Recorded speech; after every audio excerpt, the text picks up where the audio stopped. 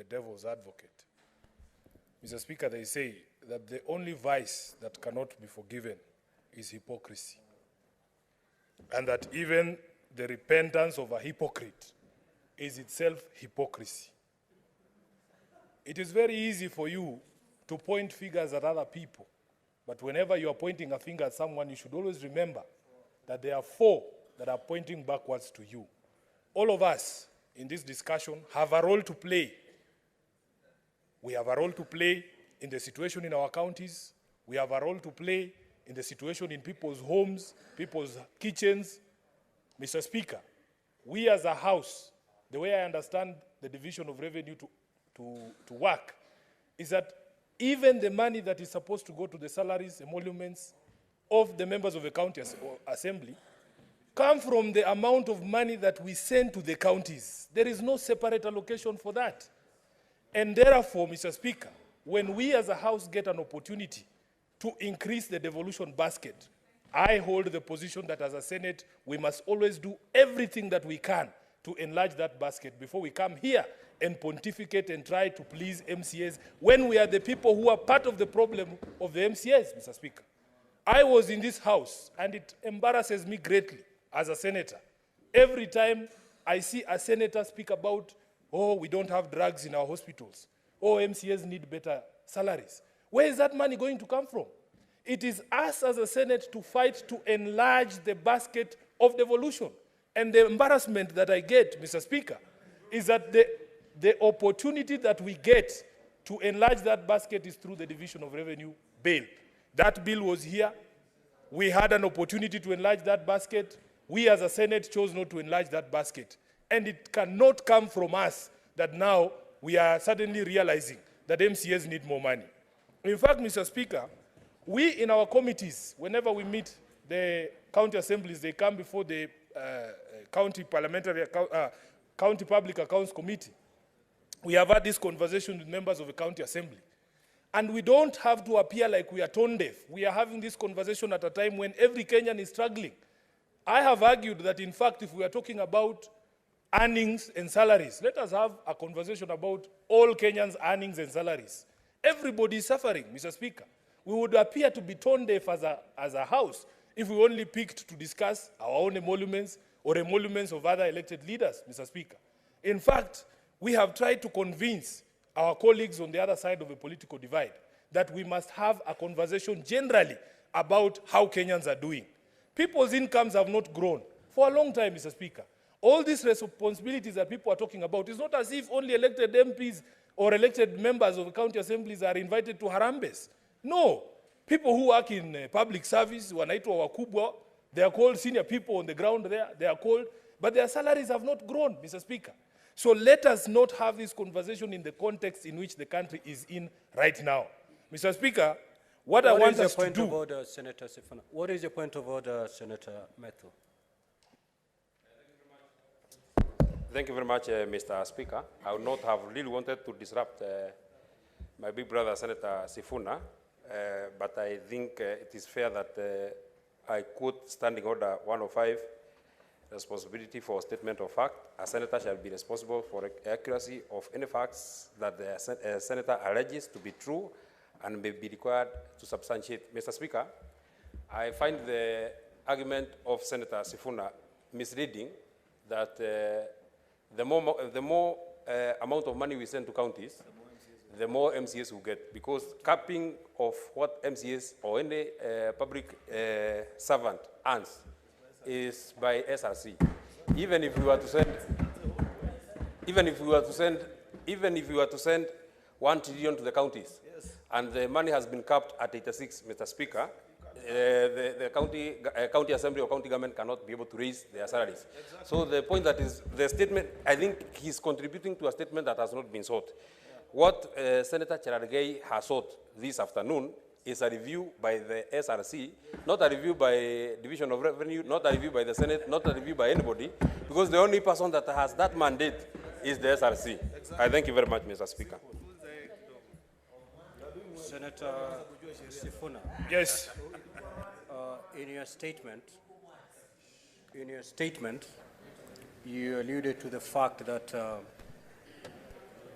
the more money that goes to the counties, then the more the MCAs will. Mr. Speaker. Is that correct? Mr. Speaker, that's not what I said.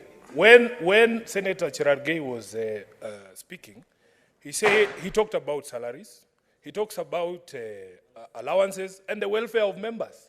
Mr. Speaker, let me give you an example. There was a time here in the County Assembly of Nairobi when the Assembly was not able to purchase water. You are also aware, Mr. Speaker, that there is a capping on the percentage that can be utilized in terms of emoluments and salaries in the counties. Mr. Speaker, what I am saying is this, and it has been submitted on this floor, that salaries is not the only way to make a member effective as a legislator, as an oversighter. What I am saying is, let us get whenever we get an opportunity to grow that basket, Mr. Speaker, and we have had this conversation with members of the County Assembly who have appeared before us, that they would want to have autonomy of their own budgets. I don't think that Senator Methu understood what I was saying, because these are all matters that had been canvassed here. Senator Kajwang, what is your point of order? Mr. Speaker, I'm rising on a point of information to Senator Sifuna if he accepts. Then you need permission from the senator. Senator Sifuna, would you wish to be informed? Mr. Speaker, unfortunately, he's the chair of PAC. He's my chair. I have to say yes. I don't have any option. Mr. Speaker, I don't know why he said unfortunately, but, but Mr. Speaker, the matter raised by Senator Methu is not true. Senator Sifuna would be right, because if you look at the regulations, the PFM County Government Regulations of 2015, and that is Regulation 25(1)F, whatever county assemblies get is supposed to be based on the equitable share of a county. The regulations that we passed currently puts it at 7% of a county's equitable share, or twice the personnel emoluments, whichever is greater.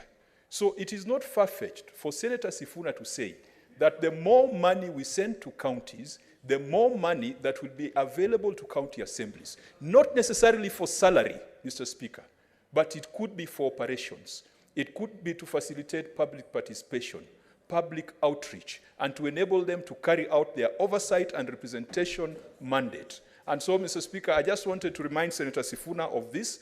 We had discussed it in the morning, and he does not have to apologize to Senator Methu for making an impression that if we would have voted for 407 billion, then county assemblies would have been given access to more money to be able to carry out operations, which I know that the matter before us is about salaries and payments and benefits, but county assemblies would have gotten more money if the Senate gives more money to counties. Senator Sifuna, proceed to conclude your remarks, please. Let's rest this matter there. Proceed to conclude your remarks. I thank you, Mr. Speaker, but we understand the jitteriness of our colleagues when we discuss this matter. Proceed to because conclude even their own MCAs ask them these questions when they go home. Mr. Speaker, finally, let me conclude that at the County Public Accounts Committee, Mr. Speaker, in fact, this question of the autonomy of the Assembly, autonomy of the budgets of the Assembly is something that we as a Senate must now expedite. I am aware that our legal team is working on this. And the review of the ceilings, I am very happy with the chairperson of our finance committee, the senator from Mandera. He is always willing to listen to the county assemblies when they come to him and the members of the budget, including my sister, Senator Tabitha Mutinda. Because, Mr. Speaker, there are actual and real impediments to the carrying out of these functions. And even for us here, we don't necessarily have to, we have had this conversation about our own affairs in here. And we have agreed it doesn't have to be about salary. It cannot just be about facilitating the role of a senator. If it is possible for me to conduct oversight and I don't touch any money, let me find the holes where people are going to hold public participation already paid for, water is there, people are there. I don't need to touch the money, Mr. Speaker. So please, let us not run away from our primary responsibility and vilify other organizations such as the CRA. Once we grow our devolution basket, then let us have a conversation with CRA about allocation of more resources to those who provide oversight. I thank you, Mr. Speaker. We are going to allow, at least to be fair, I'm going to